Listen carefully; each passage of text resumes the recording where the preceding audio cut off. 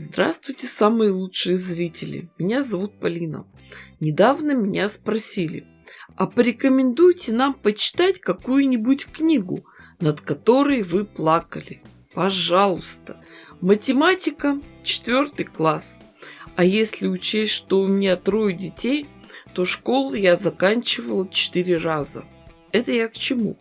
А к тому, что иногда надо сшить самую простую носибельную вещь.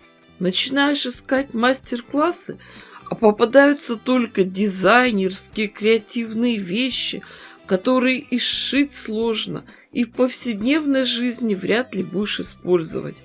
Поэтому решено. Сегодня шьем самую простую сумку, чтобы в магазины ходить за продуктами. Но мы же девочки. Конечно же, сумка должна быть красивой и стильной. И очень удачно в образцах мебельной ткани мне попались прекрасные куски. То, что доктор прописал.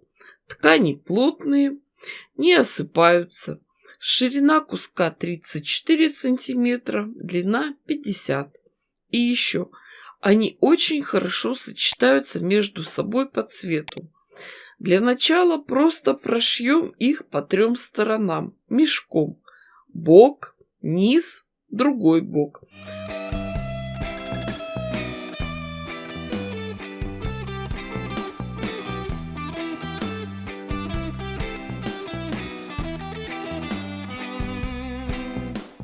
Потом обработаем подгибкой верхний край сумки. Дорогие мои рукодельницы, сегодня я вам показываю пошив самой простой сумки, но у меня есть для вас хорошая новость. В издательстве Бомбора Эксмо выпустили замечательные новые книги для любителей рукоделия. Сумки. Японский автор Муки Курай. И подзаголовок «Японская Библия. Кройки, шитья и отделки». Представлены 20 базовых моделей с вариациями на все случаи жизни. Выбирайте любую модель и шейте. Очень подробные пошаговые инструкции. Кстати, эта книга входит в серию «Звезды рукоделия. Бестселлер из Японии». Да, сегодня эта тема становится очень интересной мастерицам из разных стран. Работы японских мастеров сразу же заметны по цвету ткани, изяществу отделки, вниманию к мелким деталям, обилию ручной работы. Кстати, именно эта тщательность поразила меня в книге «Узлы и узоры», полный японский справочник по технике макраме. Не все так просто.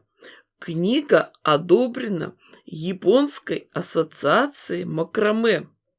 Мы все учились понемногу, чему-нибудь и как-нибудь. А с этой книгой можно восполнить свои знания и умения и научиться чему-нибудь новому.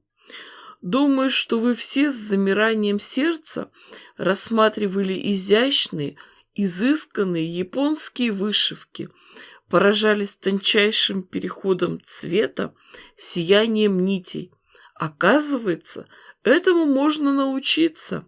И в этом нам поможет книга замечательного мастера вышивки и педагога с более чем 10-летним опытом преподавания традиционных искусств Оки Фуми. Японская вышивка от А до Я. Базовый курс. А если что-то останется непонятным, то заглянем в книгу «Дивный сад» Садако Тацуки. Свежие цветочные мотивы для вышивки. Все рисунки можно повторить, используя палитру ниток ДМС. Кстати, авторы раскрывают секрет, как именно японские мастерицы достигают такого плавного перехода цвета. Ссылки на все книги оставлю в описании под видео. А сами мы продолжим шить нашу сумку. Подготовим ручки. Не знаю, кому как удобней, но я обычно сумки ношу или на плече, или на локте. Так мне удобней. Тяжести не режут руки. Поэтому ручки делаю длинные, 65 сантиметров. Это с учетом того, что часть уйдет в швы. И нашлась ткань подходящей длины. Полоски ткани шириной 6 сантиметров сворачиваем вдоль пополам, подворачиваем открытые срезы и прошиваем. И обязательно делаем и второй шов. Так ручки сумки получаются ровнее, не перекручиваются. Низ сумки и донышко сформировать очень просто. Просто прошиваем и отрезаем углы.